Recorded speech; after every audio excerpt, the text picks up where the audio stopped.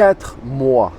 4 mois de vacances, c'est ce qu'il te faut si tu veux prendre les mêmes vacances que tes enfants pendant les vacances scolaires. Je répète bien, 4 mois, ça fait 16-17 semaines chaque année si tu veux passer toutes les vacances scolaires avec tes enfants. Si je te parle de ça aujourd'hui, tu vois, je suis au bord de la mer, au bord de l'océan, je suis dans les Landes. C'est mon dernier jour de vacances. Demain, je rentre chez moi et j'aurai pris 6 semaines, cette année, 6 semaines de vacances. Alors tu peux te dire, waouh, c'est cool, il est chanceux, il a du bol, mais en fait, c'est une chance quand même que j'ai largement provoquée. Pendant les 6 semaines pendant lesquelles je suis parti en vacances, mon business a continué à travailler, mes activités ont continué à travailler, notamment parce que moi j'ai une grosse partie qui dépend de la pub. Je trouve même que j'ai une trop grande partie qui dépend de la publicité sur mes podcasts. Mais en fait, pendant tout l'été, mes podcasts ont continué à être publiés. Je les avais préparés à l'avance. J'en ai fait quelques-uns pendant cette période-là en marchant, par exemple, au bord de la plage, en marchant dans la forêt. Donc là, tu vois, pendant ces quelques semaines, il y a des petits moments où j'ai travaillé, mais je n'ai pas travaillé tous les jours, je n'ai pas sorti mon ordinateur tous les jours. J'ai fait beaucoup de choses avec mon téléphone portable pour enregistrer des petits sons, des petits trucs par moment comme ça. J'ai très peu publié sur Instagram. J'ai fait quelques épisodes comme ça en plus de ce que j'avais préparé. Et puis pendant ce temps-là, tu vois, les publicités, elles ont continué à arriver. J'ai même un client en publicité qui a signé alors que j'étais en vacances, dans la première partie des vacances. On était au bord de la mer à Gruissan, à côté de Narbonne. Il y a un client qui a appelé, qui nous a dit nous on voudrait bien avoir de la publicité sur le mois d'août. Donc là, j'ai enregistré un petit son. Tu vois, j'avais 1 ou 2 épisodes à faire en plus. Et puis après, c'est reparti pour une grande période de vacances. Il y a eu 1 semaine au milieu à repréparer quelques éléments. Et en fait, je peux le faire parce que j'ai construit quelque chose qui est décorrélé de mon temps. Alors, ça ne veut pas dire qu'en fait, maintenant, je ne fais plus rien, non, parce qu'en fait, je produis mes épisodes de podcast, je réponds aux gens sur Instagram, j'ai du mail, je prépare aussi des formations, des coachings, des choses comme ça. Mais par contre, la pub, elle continue à tourner. Et pendant que là, je suis ici en train de te parler au bord de l'océan, qu'est-ce qui se passe ? Il y a des gens qui sont en train d'écouter l'épisode de podcast qui est sorti ce matin à 5h, tu vois. Et donc, pendant qu'ils l'écoutent, il y a un moment donné, il y a des pubs. Et ces pubs-là, moi, elles me rapportent de l'argent. Alors, selon les mois, elles rapportent plus ou moins, selon les formes de publicité, elles rapportent plus ou moins. Mais je peux te garantir que sur cet été, sans faire grand-chose, ça a rapporté plusieurs milliers d'euros. Et ça, c'est un truc que je ne pouvais pas imaginer il y a quelques années.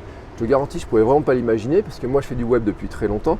Il y a une époque, j'ai connu, on mettait la publicité sur des blogs et à une époque, ça a gagné beaucoup d'argent.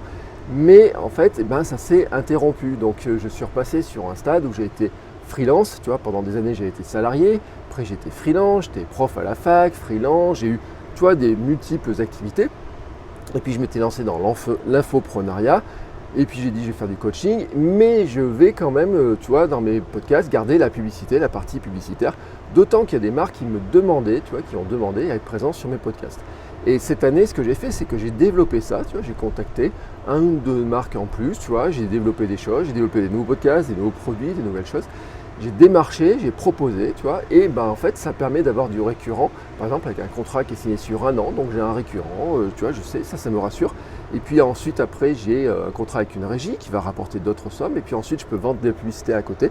Et donc, avec 2 récurrents, la régie et une autre qui s'ajoute, plus ce que je vends, des programmes, des formations, du coaching, ça fait du chiffre d'affaires qui est vraiment très intéressant, alors que pourtant, je n'ai pas fait grand-chose. Alors tu vas me dire, oui, mais moi, je suis salarié et je ne peux pas avoir 16 semaines de vacances par an. Et oui, exactement.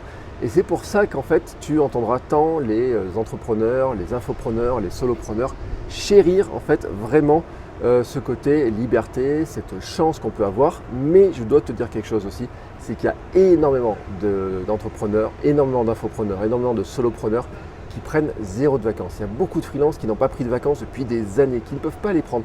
Même quand ils partent en vacances, en fait, ils travaillent, ils bossent et en fait, ils partent sans vraiment partir. Et c'est vraiment le truc dont tu dois faire attention, tu dois vraiment te prémunir de ça.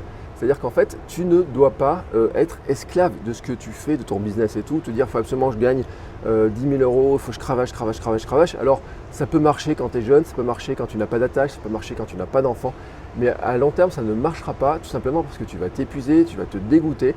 Et le temps de travail ne te garantit même pas en fait que tu vas avoir des revenus en fait. Ce qui est assez intéressant sur cette année. L'an dernier, j'avais déjà fait un épisode de podcast sur lequel je disais il faut 4 mois de vacances par an.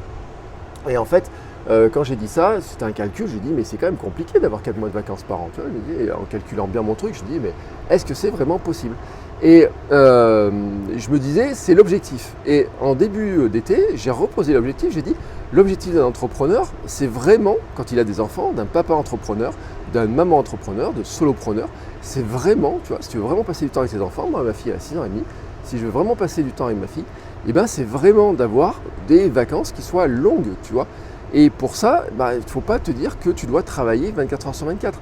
Parce que déjà, tu vas donc t'épuiser, tu ne vas pas avoir du temps avec tes enfants. Et en fait, tout ce que tu cherchais comme liberté dans l'entrepreneuriat, tu le perds parce qu'en fait, tu deviens esclave de ton business. Et le truc, en fait, dont on ne se rend pas compte, c'est que quand on est salarié, en fait, on est assez tranquille sur des choses. Tu vois, moi, quand j'étais salarié, je pouvais partir en vacances. À part le dernier jour, ou les 2 derniers jours, ou des fois la dernière semaine, tu vois, je me dis, oh là là, il faut rentrer au boulot, tu vois, j'avais mal au ventre le dimanche soir et tout. À part ça, tu vois, j'étais pas vraiment très inquiet. Là, quand tu as un business, tu es inquiet tout le temps. Tu te dis, est-ce qu'il y a du chiffre qui va rentrer? Est-ce qu'il y a des abonnés qui vont venir? Est-ce que je vais avoir des nouveaux clients? Tu vois, comment ça va se passer?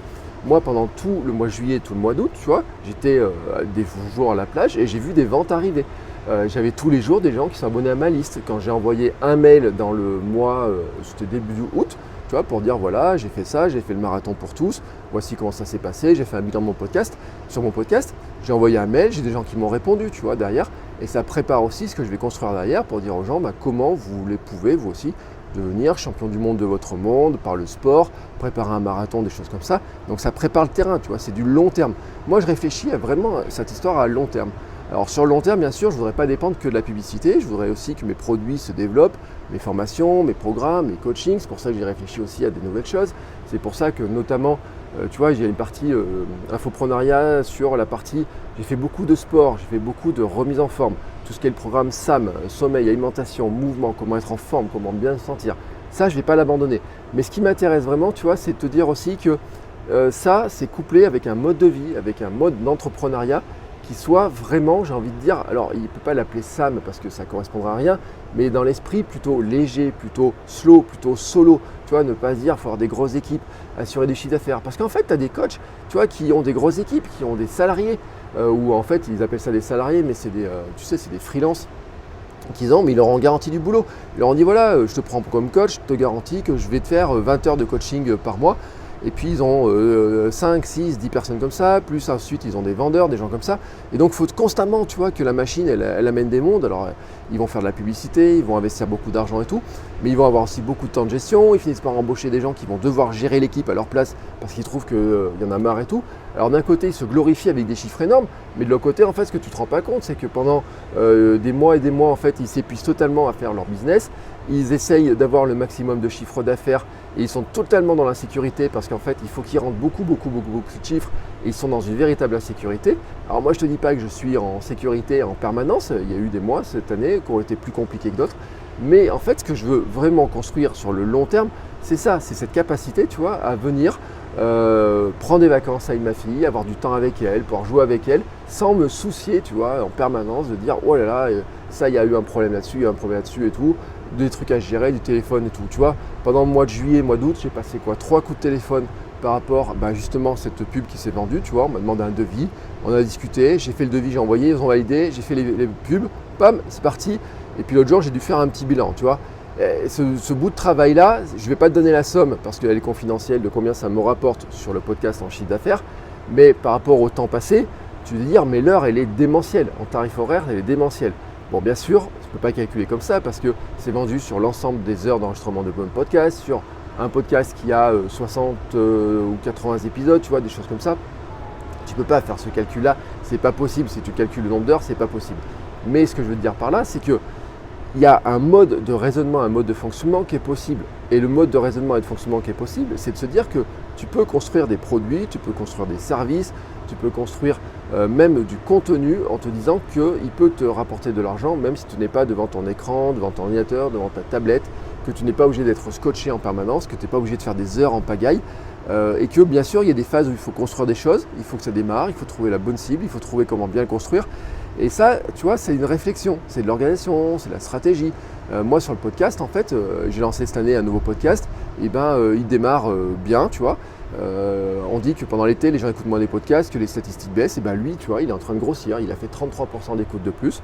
Parce que dessus, j'ai travaillé des choses comme le SEO des podcasts, parce que j'ai travaillé la phrase de description, parce que j'ai travaillé le positionnement. L'autre jour, j'ai fait une petite analyse, je me suis rendu compte que le positionnement sur la cible, c'est homme, femme et tout. Elle est différente des autres podcasts et ça me va très bien. Ça correspond à une autre cible, ça me permet d'élargir la cible, ça me permet d'élargir les sujets, tout en continuant tu vois, à creuser le sujet.